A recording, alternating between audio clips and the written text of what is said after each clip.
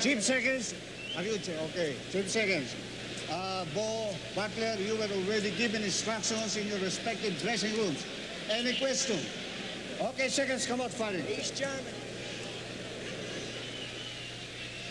Well, when you talk about where is the fresh talent going to come from in the heavyweight division to possibly contend down the road for the championship against Mike Tyson, Riddick Bowe's name comes up, but certainly after the performance as an amateur, the jury is out on Riddick Bowe in the white trunks. A free spirit, very bad training habits as an amateur. The experts with no high expectations, although he has the tools.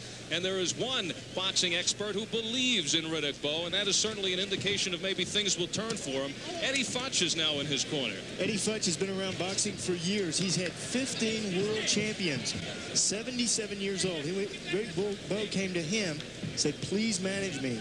And Eddie Futch said, I'm 77 years old. I don't have the time unless you're serious. Riddick Bowe showed he's serious. Do you think they have notions of Mike Tyson down the road? Here's his first opponent as a pro, Lionel Butler.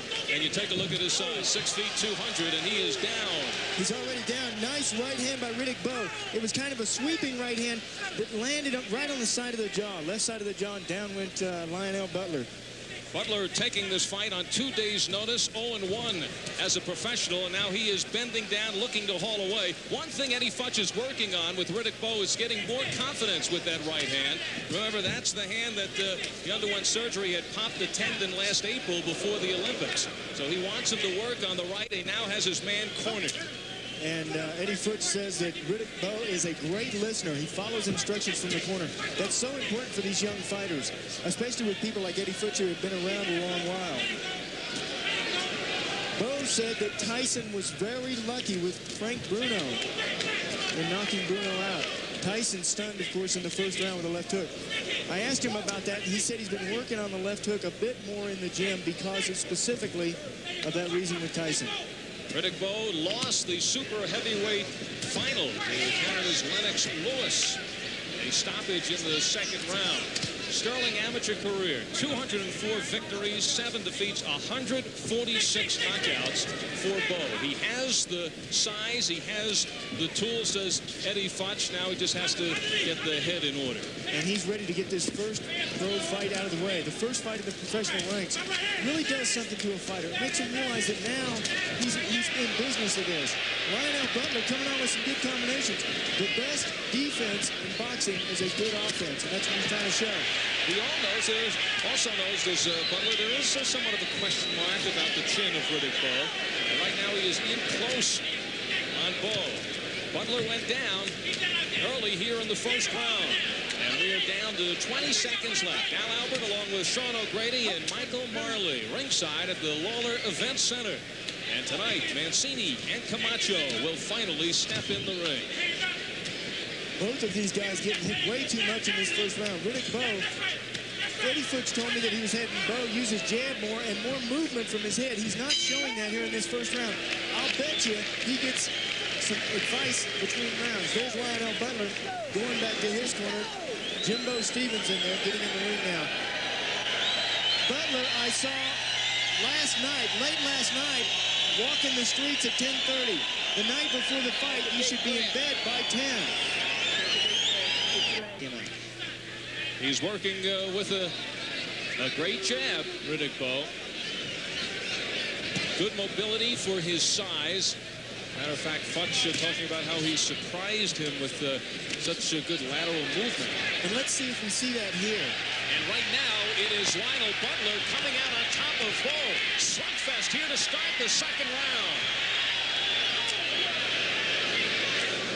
Super round by Lionel Butler. He needs to stay on the inside like that against Riddick Bowe. He can't let that 80-inch reach extend. 90% of the power of the punch is right on the end. It's that snap, the twist. And if Lionel Butler gets out there in the end of Riddick Bowe's punches, he's going down like he did in the first round. And he goes down there, hobbling around. Low blow. Carlos Padilla giving a timeout. The punch was a little bit south of the border for Lionel Butler. And Butler is back in. sometimes what Riddick Bowe is having to do is he's having to reach down to get the body of Lionel Butler. And in doing that, sometimes he has to go a little bit south of the border because he doesn't quite know where the body is. Big left hook. The right uppercut again set it up. Another combination. The count is 7.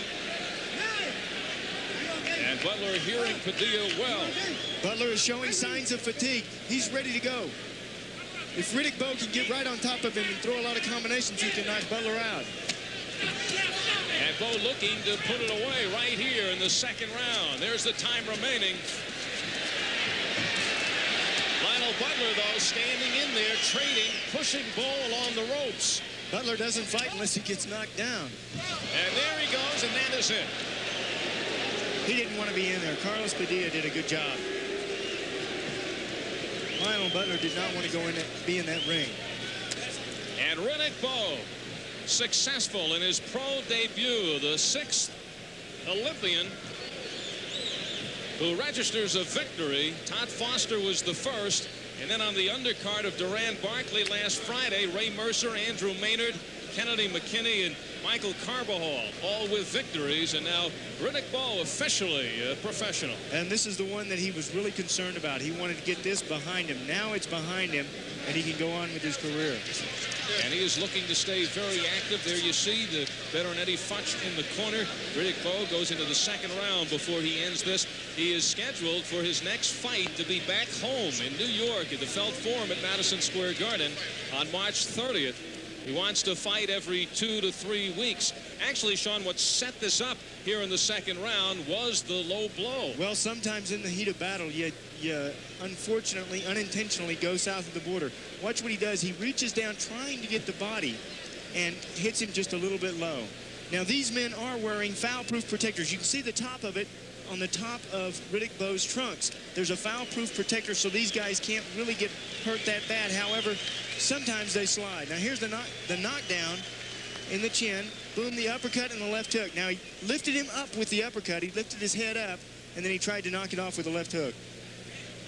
And the end of the fight, the third time down in the fight for Lionel Butler, who was game, stayed on top of Riddick Bowe, who pounded from inside for the final knockdown. The end was not far away, and Lionel Butler at that point wanted to get out of the ring. He was thinking about being some other place. But Lionel Butler gets past his first pro debut, and now he is a professional.